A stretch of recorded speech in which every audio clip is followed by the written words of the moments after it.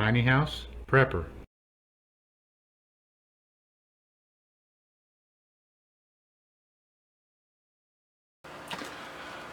Hi everybody, I'm Bill from Tiny House Prepper, and today I want to talk about the question, why are we preppers?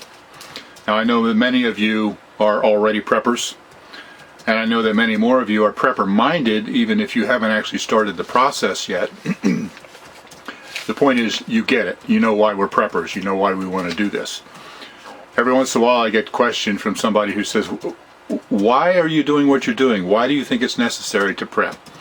So I want to answer that question here. First of all, it's the most obvious thing of, to prepare for any eventuality, any kind of disaster that comes along, whether it's hurricane, tornado, earthquake, those kinds of things.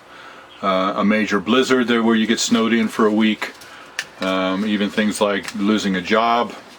It's a real burden off your mind to know that you've got food and everything that you need to survive for a while if you don't have the everyday things that you usually do. But there are two much more specific reasons that we prep, and the first one is the crash of the dollar. I believe that we are imminently facing a total collapse of the dollar. Now, the deficit in the United States is, what is it, like 17 trillion now or something like that? That just simply cannot be sustained. That would be like if you had an income of, say, $50,000 and you went out and bought a house for $1 million and then tried to make the payments on that house. You wouldn't be able to make them, so you get as many credit cards as you can and you use the credit cards to make the payments on the $1 million mortgage. Well, you can only do that for so long. Most of us would only be able to do that for a month or two. Eventually the whole thing is going to come crashing down. There's no way you could pay for that $1 million mortgage with a $50,000 annual income. The federal government has done that. They're so far beyond what they can repay that the crash is inevitable. Now, I really don't like to talk about politics, on this channel. I try to avoid it, but it's part of the discussion here, and I basically blame both parties for the mess that we're in. As a very strong conservative, I would dearly love to be able to blame President Obama, because he has doubled the deficit in his 8 years. He has more deficit spending just by himself than all the other presidents preceding him. And I would very dearly love to just lay the whole thing on him. But I can't do that because Republican presidents before him have also all had deficit spending. Now that they haven't had it at the crazy, frantic pace that Obama has, but they have all added to the deficit. And what's even worse, in the past 4 years, or is it 6 years, whatever, the Republicans have held majorities in both the House and the Senate, and they have all just sat by and let Obama just run up the deficit.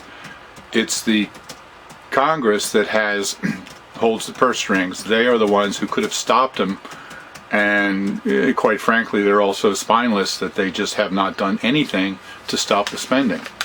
So Obama wrote the checks and Congress signed them.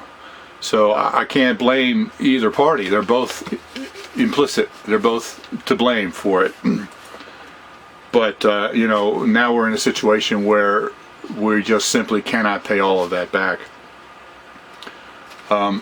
And I'm releasing this video 1 week before the election, and obviously I don't have any idea who's going to win, but if Hillary wins, I think she's just going to continue the same deficit spending and just send us deeper and deeper into it until there's just no recovery. If Trump wins, he's talking about an economic plan that is very Reagan-esque, and I really believe that his economic policies could turn this around if they had been implemented 5 years ago. But now I believe that we are too far gone. We are beyond the point of no return. I don't see how there's any kind of recovery from this unless we do like drastic reduction in the government spending of 50 or 70%. You know, cut the government down to 30% of what it is now, and you know that's not going to happen. But that could help us get in control of the deficit. But then we would have so many government employees who are now unemployed that we would be flooded with unemployment, and that in itself would be enough to drive us into a recession. So I just don't see that there's any possible way to recover from this. And I was talking to a friend a couple days ago who told me that he had talked to a friend who was telling him about what his economics professor had told him. Now, what I'm about to tell you, I have to classify as hearsay, okay, because I heard it from a friend of a friend of this economics professor. I don't have any, you know, links to reports online or anything that I can give you. It's just hearsay. But here's what he said. This economics professor said that the dollar has been artificially propped up to keep it from collapsing. And he said that it's getting to the point where they can no longer do that. It's just not possible for them to do that. So what he said was that they're going to get through the election, and about 100 days or so after the election, they're going to pull the support, the propping up support that they're doing, whatever that is, because like, yeah, I'm not an economist, so I don't understand all of it, but whatever it is that they're doing to support and hold the dollar up, they're going to pull that support out and basically just going to let the dollar slip. In other words, the dollar is going to crash. Now, you know, if Trump gets elected, he's going to be blamed for it. He doesn't even have enough time to put in his economic plan, let alone time for it to start to work. Well, whoever gets elected will be blamed for it. But I just don't see that it's possible to get around that anyway. It's going to happen. Now, this economics professor might be wrong. I don't know where he gets his information. The timing might be wrong. We're talking if it's 100 days after the election or after the president is sworn in, we might be talking March, April, sometime next year. And it could take a couple months for the dollar to actually collapse. But the timing, that may not happen with the timing he's talking about, but inevitably it will happen. So even if it doesn't happen next spring, it might happen next fall, it might happen 2 years from now, I don't know, but that's what I believe is going to happen. Now, when that happens, there are two possibilities. We could fall into a really deep recession, worse than the Great Depression, you know, of the last century. Actually, we have never pulled out of the recession that started in 2008, even though the government says that we have. There are millions of people who are unemployed and underemployed who are not reported on the unemployment rolls, and the unemployment rate is really up in the double digits. It's not 5% like the government claims, because as soon as somebody runs out of unemployment benefits, they drop off the rolls and they drop out of those statistics, even though they're still unemployed. So we're still in this recession, as many of you know. But we are facing a very deep, serious recession, or possibly a total collapse of the dollar. If that happens, it's going to be total chaos in the streets for a while. So that's one of the main reasons that we are preppers, is because we believe that the dollar is going to collapse and we are going to have major economic problems, major economic issues. But it goes even deeper than that because of the world economy. All the economy of the entire world is so linked together. And when you look at the European Union, there are many countries in Europe who are in just as much financial problems as the United States is. And many of them are also being propped up artificially. And should the United States dollar collapse, we're so interconnected with all other nations of the world that I think that it could very easily be a worldwide economic collapse, which is, it would just be chaos worldwide. And you know, in the Bible, it talks about what's called the Great Tribulation, the 7 years of Great Tribulation. And in that period of time, there's a one world government established, and there's a one world economic system established, and the mark of the beast and all that you won't be able to buy and sell unless you have the mark of the beast.